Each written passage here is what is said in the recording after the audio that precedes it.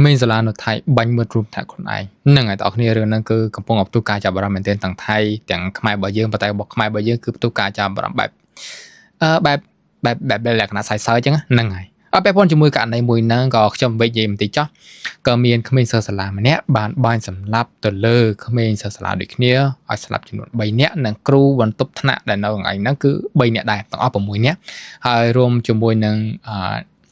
គិតកោហ្នឹងក៏បានស្លាប់ម្នាក់ដែរគឺទាំងអស់7នាក់ហើយនឹង15នាក់ទៀតគឺបានរងរបួសបន្ទាប់ពីការស៊ើបអង្កេតអស់រយៈពេល1ថ្ងៃពីថ្ងៃទី7រហូតដល់ថ្ងៃទី8ហ្នឹងមក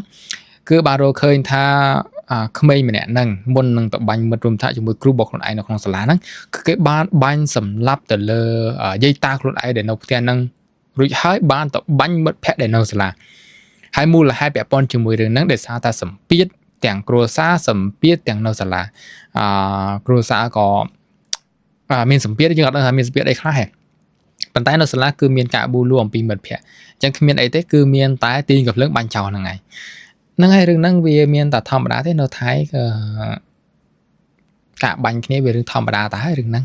ហើយសំបីតែរឿងការប្រើប្រាស់កញ្ឆាក៏ស្របច្បាប់ដែរយើងទៅមិនបាច់អីទេព្រោះប្រទេសរបស់វាប្រទេសចោលសៀមហ្នឹង